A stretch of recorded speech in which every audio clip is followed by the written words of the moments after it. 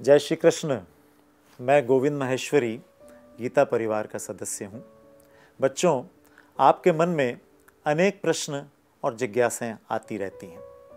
उसी श्रृंखला में मैं आपसे इन जिज्ञासाओं और प्रश्नों के संदर्भ में बात करूँगा। आज का प्रश्न है, इतने सारे उत्सव त्योहार क्यों?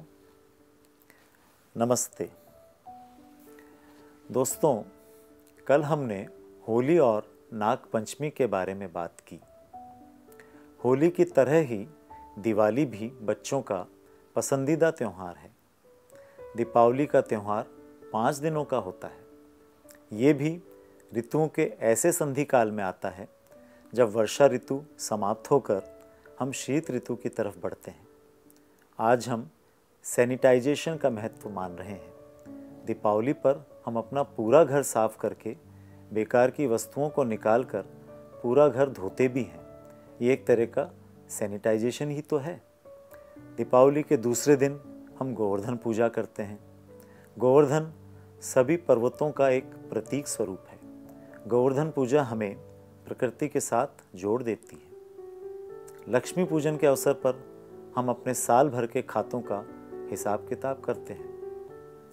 ईयर एंडिंग का सिस्टम तो अब आया है, लेकिन हमारी संस्कृति में ईयर एंडिंग की संकल्पना सदियों पुरानी है। इस तरह दीपावली हमारे जीवन को एक नया रंग देने वाला त्यौहार है। दीपावली से ठीक पहले विजयादशमी का त्यौहार आता है। इसे हम दशहरा भी कहते हैं। हिंदू संस्कृति में ये एक अत्यंत महत्वपूर्ण त्यौहार है। विजयादशमी से अनेक घटनाएं जुड़ी हुई हैं। इस दिन दुर्गा माता ने महिषासुर का वध किया था। श्री राम ने रावण का भी वध इसी दिन किया था।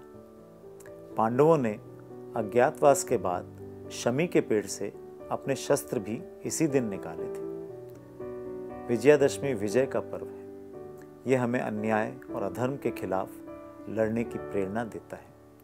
विजयादशमी के दिन सीमा का उल्लंघन भी किया जाता है, अर्थात अपने शहर या गांव की सीमा को लांघ कर वापस आते हैं।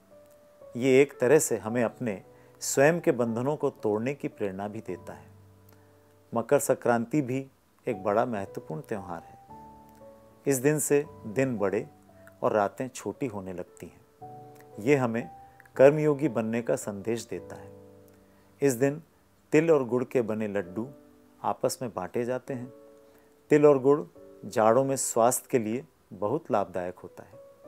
ये हमें एकता का संदेश भी देता है कि जिस तरह गुड़ में घुल मिल कर तिल एक दूसरे से जुड़ जाते हैं, उसी तरह हमें भी प्रेम के रस में एक दूसरे के साथ जुड़ा रहना चाहिए।